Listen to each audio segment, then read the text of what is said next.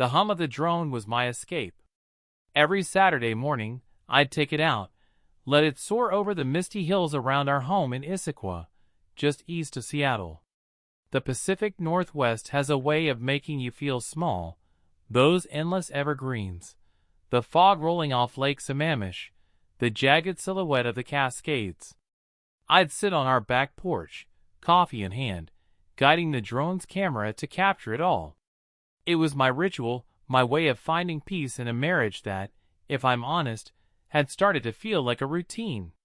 My name's Ethan Caldwell. I'm 38, a software engineer at a mid-sized tech firm in Bellevue. My wife, Laura, is 36, a graphic designer who works from home most days. We've been married for 9 years, together for 12. No kids, just a golden retriever named Max who's better at keeping secrets than either of us. We were happy once, really happy. But lately, things felt off. Laura was distant, her smiles forced, her evenings filled with client calls that ran late. I didn't push her. Maybe I should have. That Saturday, the air was crisp, the kind of October morning where the world feels like it's holding its breath. I launched the drone from our backyard, watching the live feed on my tablet. The camera swept over our neighborhood, tidy lawns, craftsman-style houses, the kind of place where everyone waves but nobody really knows each other. I guided the drone higher, catching the golden light breaking through the clouds. It was beautiful, the kind of footage you'd post on Instagram with a pretentious caption about serenity. I was about to bring it back when something caught my eye. A car, parked on a quiet street a few blocks away, near the edge of the woods. It was Laura's silver Honda CR-V. I'd know it anywhere. There was a dent on the rear bumper from when she backed into a pole last year. My stomach twisted.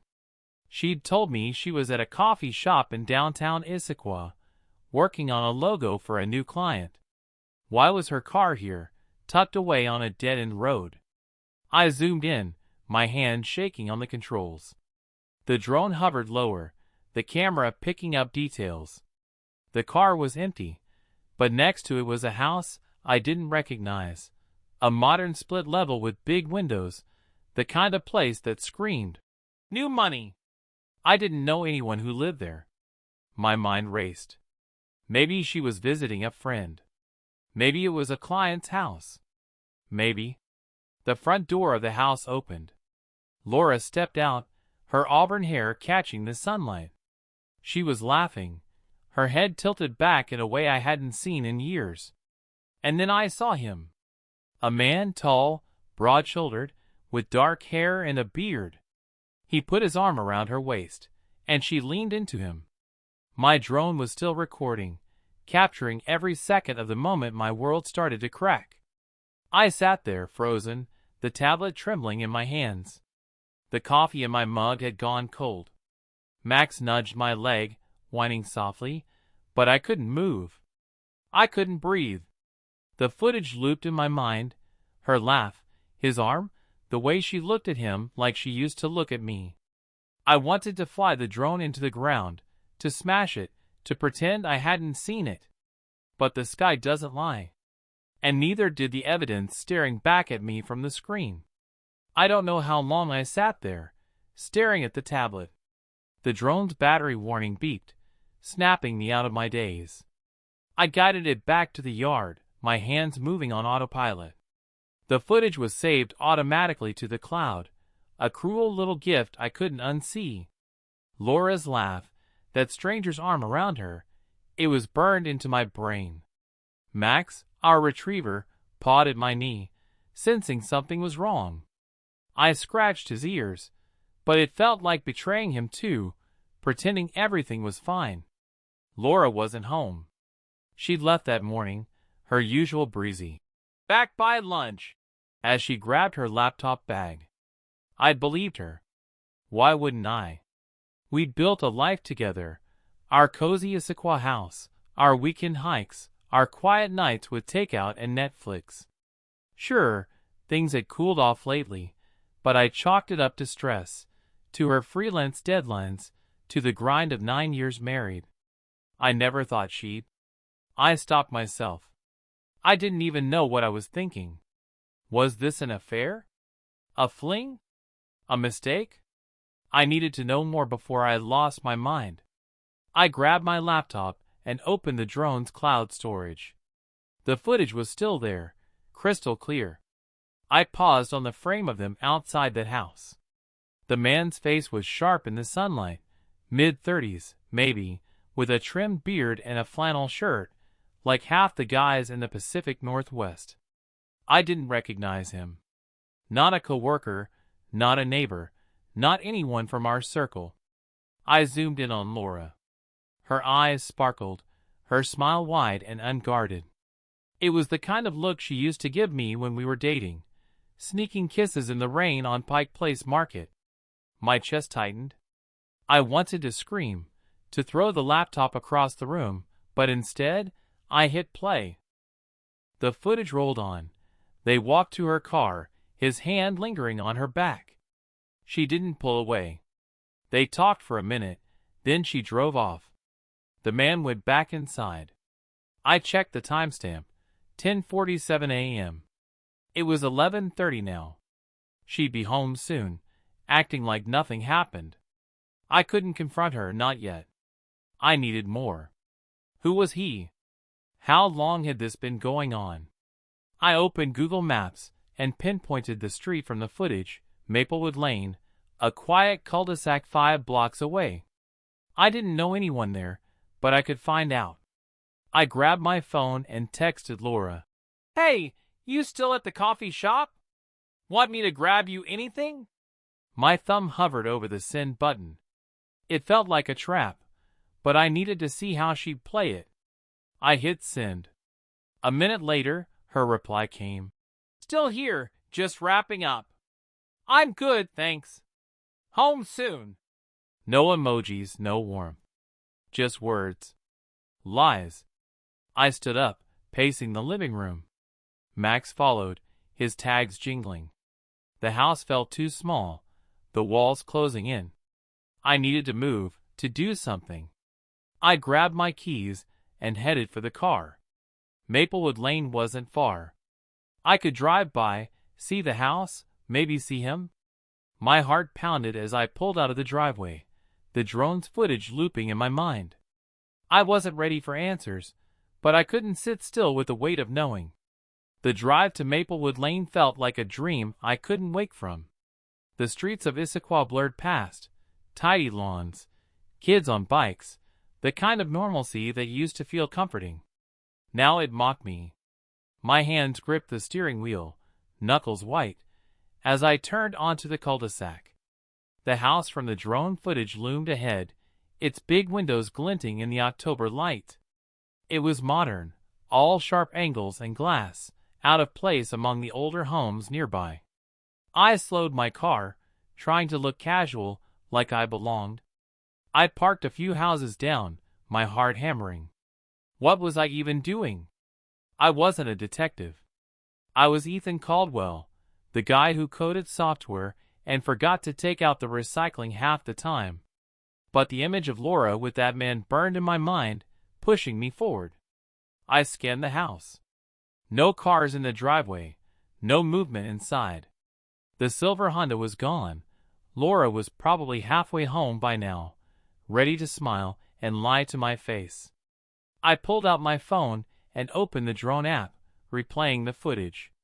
There it was, the man's face, clear as day. Dark beard, broad shoulders, a smug grin as he touched my wife's waist. I wanted to hate him, but I didn't even know his name. I switched to a property records app one used when we bought our house. A quick search for 142 Maplewood Lane pulled up a name, Daniel R. Harper, owner since 2023. Single occupant, no co-owners listed. Was that him? Daniel? I stared at the house, imagining Laura inside, laughing with this Daniel guy while I was out flying my stupid drone. My phone buzzed, snapping me out of it. Another text from Laura. "Leaving now. Want pizza for lunch?" I stared at the words, my stomach churning. She was playing the part of the perfect wife, and I was the idiot buying it for years. I typed back, "Sure, sounds good," and hit send before I could overthink it. I was about to drive off when a guy stepped out of the house. It was him. Flannel shirt, beard, same build. He carried a trash bin to the curb, glancing around like he owned the street. My pulse spiked. I ducked lower in my seat, feeling ridiculous, but terrified he'd spot me. He didn't. He went back inside, and I let out a breath I didn't know I was holding. I drove home, my mind a mess. Laura would be back soon, and I had to act normal. But how? Every time I closed my eyes, I saw her with him. I needed a plan. I couldn't just confront her with drone footage. She'd call me paranoid, turn it around on me. I needed proof, something undeniable. Maybe I could fly the drone again, catch more. Or maybe I could hack into her phone, check her messages. The thought made me sick, but so did doing nothing. I pulled into our driveway just as Laura's car rounded the corner. She waved, her smile bright and fake. I waved back, my own smile a mask. Max bounded out to greet her, oblivious to the storm brewing. As she walked toward the house, pizza box in hand, I realized something. I wasn't just angry. I was scared. Scared of losing her, of being alone, of admitting our life was a lie. But I couldn't stop now. I had to know how deep this went. Laura set the pizza box on the kitchen counter, her auburn hair catching the light from the window. "Pepperoni and mushroom, your favorite," she said, flashing that smile I used to love. Now it felt like a knife. I mumbled a thanks and grabbed plates, my hands moving on instinct while my mind screamed, "Who's Daniel Harper? How long have you been lying?" Max wagged his tail, oblivious, begging for a scrap of crust. "Rough morning at the coffee shop?" I asked, keeping my voice light. I leaned against the counter, watching her closely. Her eyes flicked up, just for a second, before she busied herself with a slice. "Same old," she said, shrugging. "Clients picky about fonts. You know how it is." She took a bite, avoiding my gaze. I nodded, like I believed her.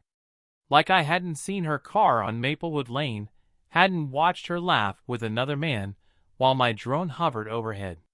We ate in silence, the kind that used to feel comfortable but now pressed against my chest. I wanted to grab her, shake her, demand answers. But I couldn't, not yet. If I tipped my hand too soon, she'd deny everything, and I'd be left with nothing but my own paranoia.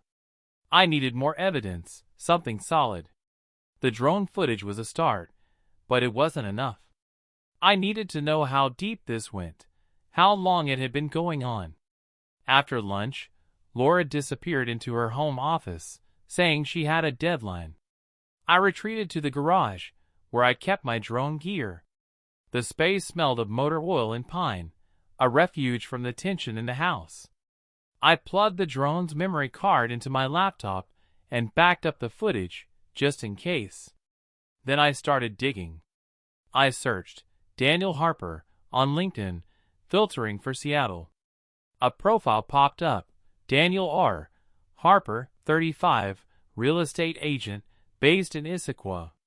The photo matched the man from the footage, same beard, same smug grin. His page listed recent property sales, including the house on Maplewood Lane. So he lived there. And Laura was visiting him. My stomach churned. I opened her social media, something I hadn't done in years. Her Instagram was all art projects and sunsets, nothing suspicious. But then, I noticed a new follower at Dan_Harper_Realty. My blood ran cold.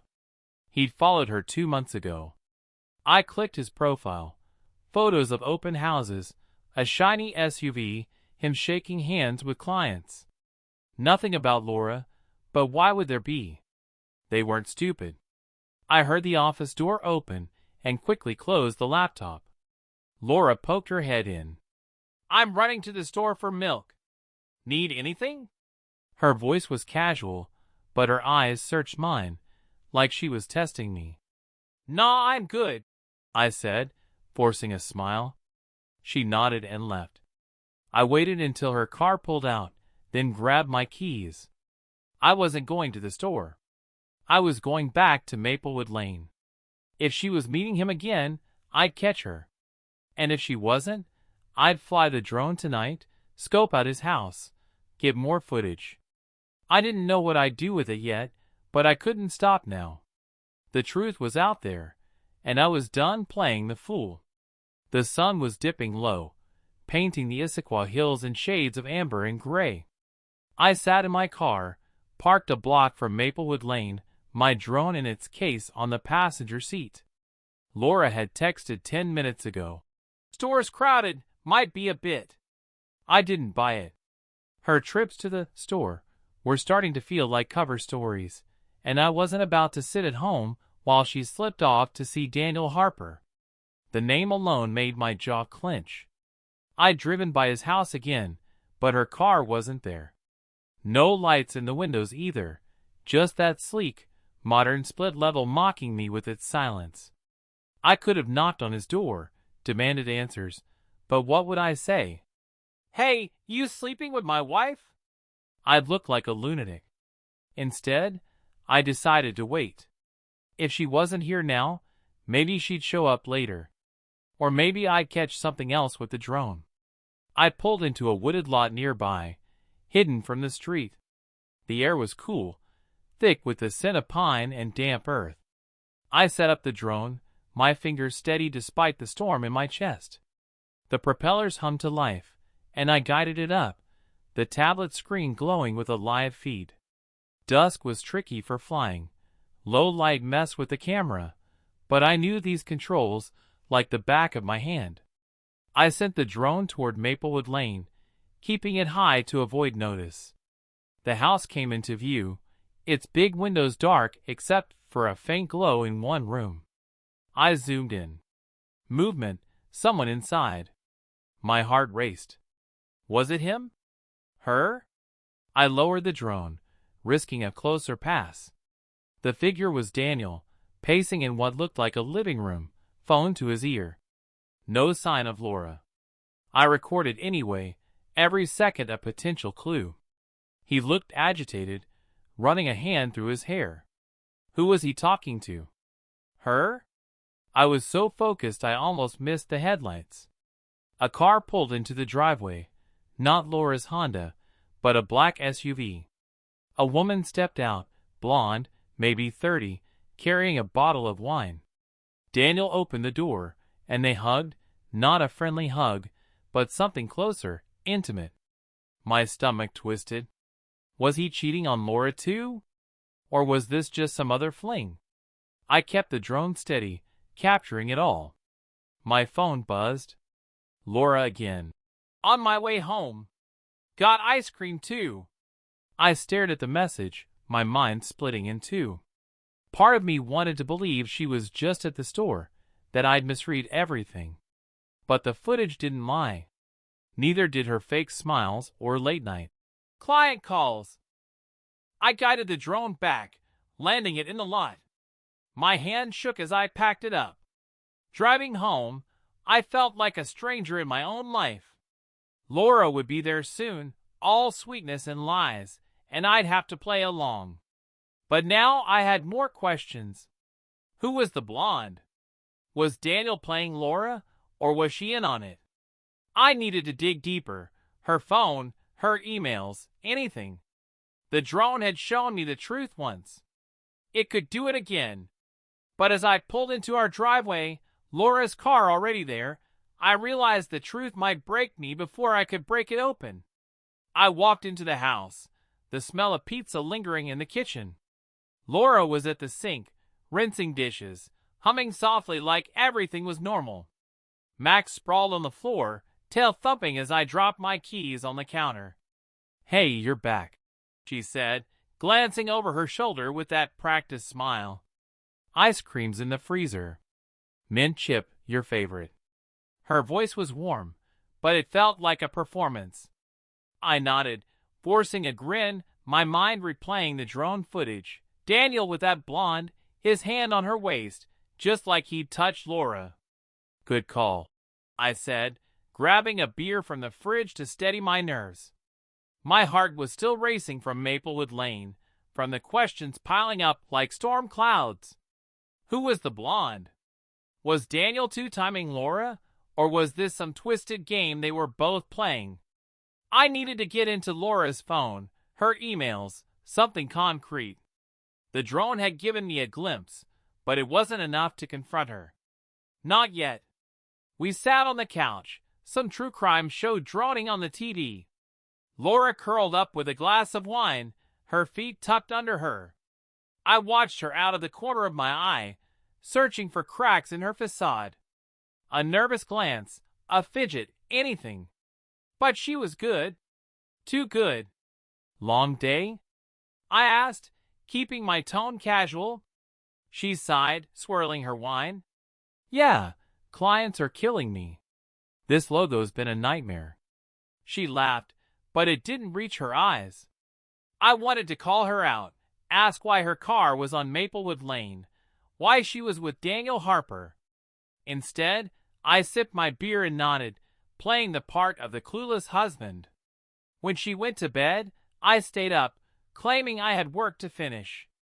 The house was quiet, just Max snoring in his bed.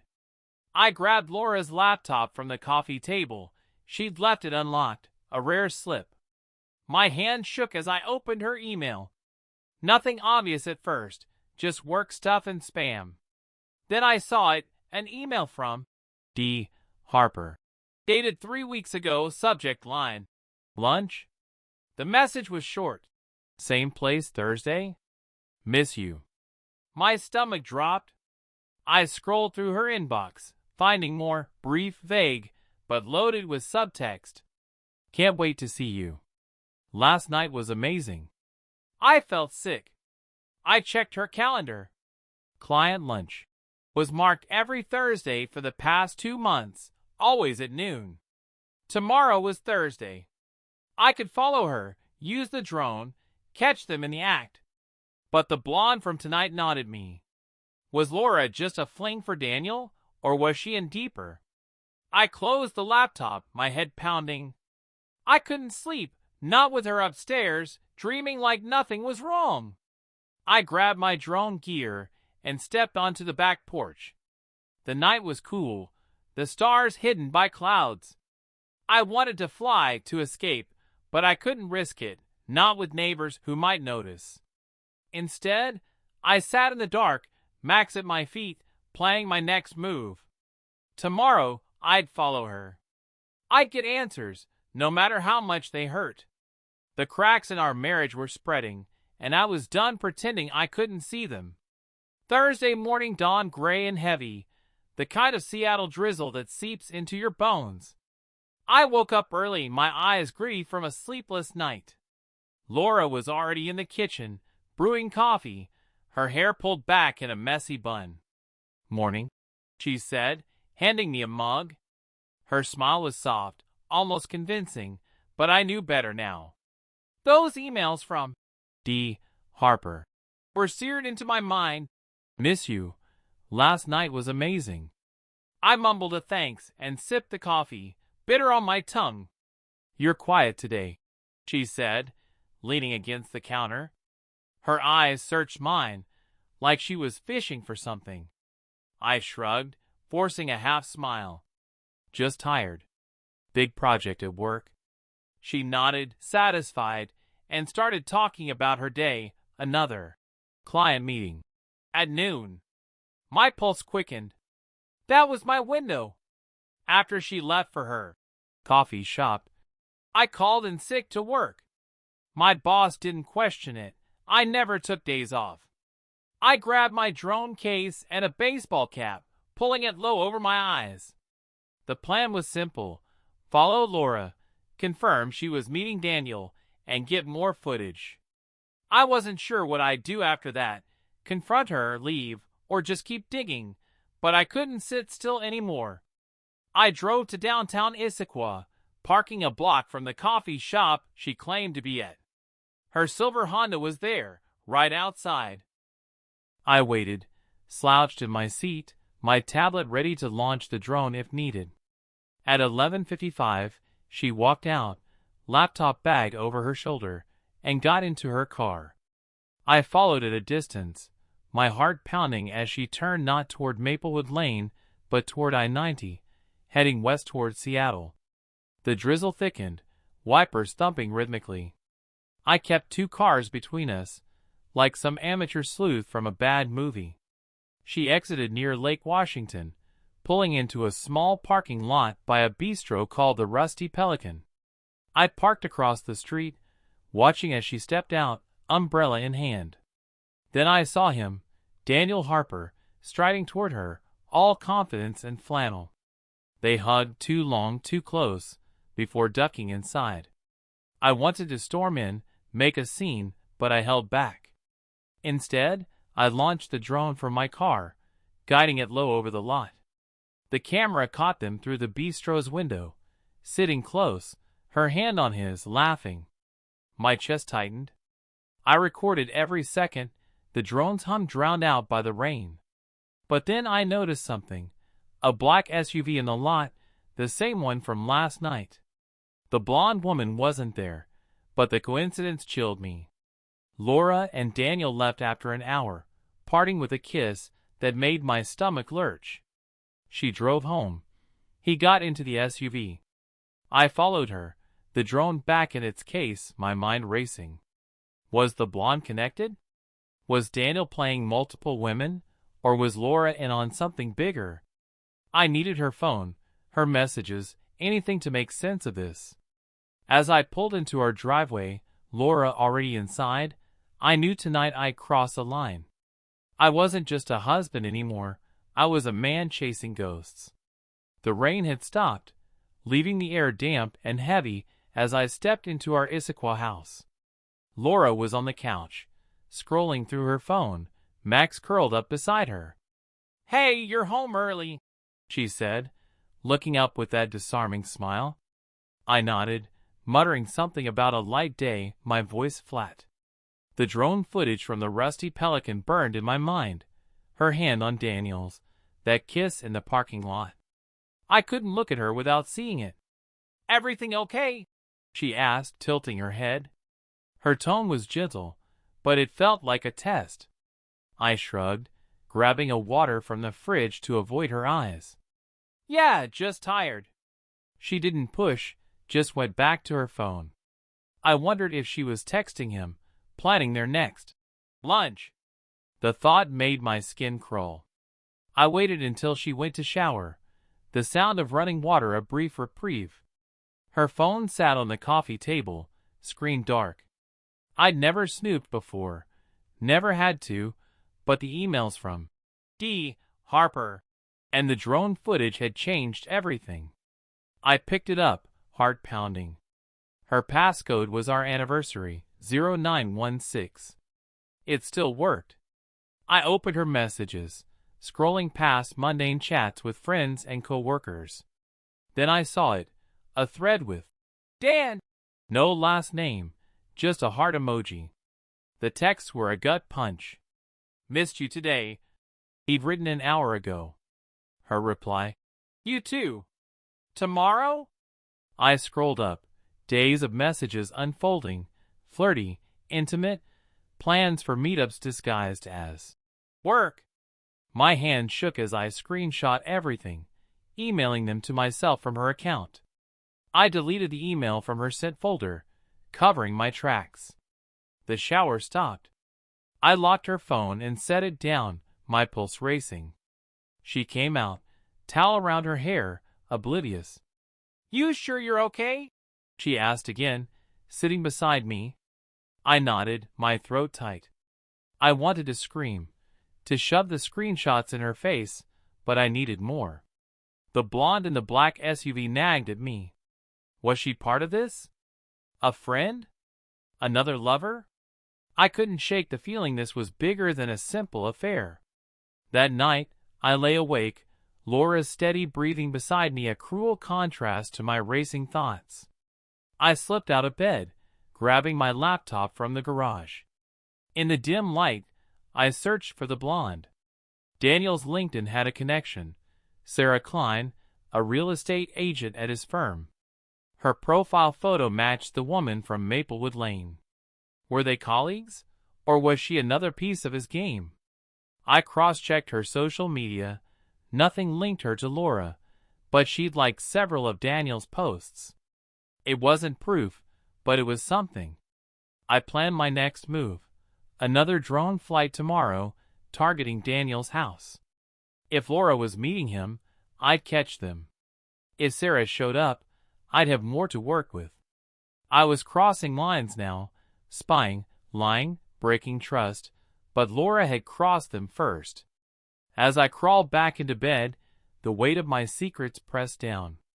I wasn't sure who I was becoming, but I couldn't stop.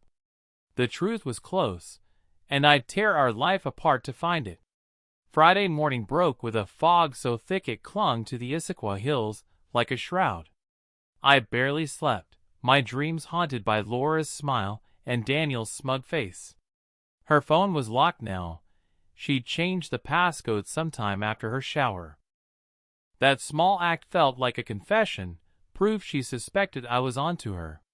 I didn't confront her. I couldn't, not with so many pieces still missing. The blonde, Sarah Klein, was a wild card. Was she Daniel's partner, his lover, or just a coworker? I needed to know. Laura left early, claiming another client meeting at 10 a.m. I watched her drive off, her silver Honda disappearing into the mist. "Love you," she'd said, kissing my cheek. The words felt hollow, like a line from a script she'd rehearsed too many times. I waited 10 minutes, then grabbed my drone case and headed for Maplewood Lane. If she was meeting Daniel, I'd catch them. If Sarah showed up, I'd figure out her role. Either way, I was done waiting for answers to fall into my lap. I parked in the same wooded lot as before, the air damp and heavy with pine. The drone's propellers hummed as I launched it, the tablet screen flickering to life. I guided it toward Daniel's house, keeping it low to blend with the fog. The modern split level came into view, its windows glowing faintly. No cars in the driveway, not Laura's, not the black SUV. My stomach sank. Had I miscalculated? Then I saw movement. Daniel stepped onto his porch, phone in hand, pacing. I zoomed in, recording. He looked tense, glancing down the street like he was expecting someone. Not Laura, though. Her meeting was downtown, if she'd told the truth for once. I hovered the drone closer, risking detection. A car pulled up, but it wasn't Laura's Honda. It was the black SUV. Sarah Klein stepped out, her blonde hair unmistakable. She walked to Daniel, and they argued, gestures sharp and voices low. I couldn't hear them, but the drone caught every expression, her anger, his defensiveness. My phone buzzed. A text from Laura. "Meeting's running long, might grab lunch downtown." I gritted my teeth. Another lie. I texted back, "Cool, take your time," and refocused on the drone. Sarah stormed back to her SUV, slamming the door. Daniel watched her go, then went inside. I kept recording, hoping for more, but the house went still. I landed the drone, my mind racing. Sarah and Daniel had history, maybe romantic, maybe professional. But where did Laura fit? I drove to the Rusty Pelican, the bistro from yesterday, on a hunch. Laura's car wasn't there, but I parked anyway, scanning the lot. No sign of her. I checked her social media, nothing new. Then I remembered her laptop. If she'd changed her phone passcode, maybe she'd slipped up elsewhere. I raced home, Max greeting me with a wagging tail. Laura's laptop was in her office, locked. I tried our anniversary, her birthday. Nothing worked. I was running out of time. The fog thickened outside, mirroring the haze in my head. I had footage, screenshots, suspicions, but no closure. Laura was slipping away, and I was chasing shadows. One more day, I told myself. One more flight, one more clue, and I'd have enough to face her. Or lose her forever. The fog hung low over Issaquah, a gray veil that matched the weight in my chest. It was Saturday, exactly a week since I'd first seen Laura with Daniel Harper through my drone's lens. I hadn't confronted her yet. The screenshots, the footage, the glimpses of Sarah Klein, they were pieces of a puzzle I couldn't quite solve. But I was done hiding. Today, I'd face the truth, whatever it cost. Laura was in the kitchen, flipping pancakes, the smell of maple syrup filling the house. Max lounged nearby, hoping for scraps. "Big plans today?" she asked, her voice light, like we were still the couple we used to be. I sipped my coffee, studying her. She'd been careful lately. Her phone always locked, her laptop password changed. But she couldn't hide the tension in her eyes, the way they darted when I got too quiet. "Thought I'd fly the drone," I said, keeping it casual. "Maybe head to the lake." Her smile flickered, just for a second. Did she know I'd been watching? I didn't care anymore. I grabbed my drone case and drove to Maplewood Lane, my heart a drumbeat. I parked in the wooded lot, launched the drone, and sent it toward Daniel's house. The fog made it tricky, but I knew the route by heart now. The camera showed his house, quiet, no cars in the driveway. I was about to give up when Laura's Honda pulled in. My breath caught. She stepped out, glancing around before knocking. Daniel opened the door, and they disappeared inside. I recorded everything, my hand shaking. This was it, undeniable proof. But then the black SUV appeared. Sarah Klein. She marched to the door, banging on it. My drone hovered closer, catching the chaos as Daniel opened the door, Laura behind him. Sarah shouted, her words muffled but furious. Laura looked stunned, then angry. Was Sarah his girlfriend? His wife? I needed to know. I landed the drone and drove home, my mind a storm. Laura wasn't back yet. I uploaded the footage to my laptop, adding it to the folder of evidence, texts, videos, everything. When she walked in an hour later, her face pale, I was ready. "We need to talk," I said, my voice steady despite the ache in my chest. She froze, her eyes searching mine. "What's wrong, Ethan?" I opened my laptop. The drone footage paused on her and Daniel. "This." Her face crumpled as the video played, her laugh, his arm, today's fight with Sarah. "It's not what you think," she stammered, but I cut her off. "Don't lie. I've seen enough." I showed her the screenshots, the emails. She sank onto the couch, tears welling. She admitted it, a month-long affair with Daniel, a real estate agent she'd met through work. Sarah was his ex, jealous and suspicious. Laura swore it was a mistake, that she loved me. But the words felt empty. I didn't yell. I didn't cry. I just felt done. "I need time," I said, grabbing Max's leash. As we walked into the fog, the Cascades looming in the distance, I realized I wasn't chasing answers anymore. I was chasing myself. Whatever came next, divorce, therapy, or something else, I'd face it. The truth had broken us, but maybe it could rebuild me.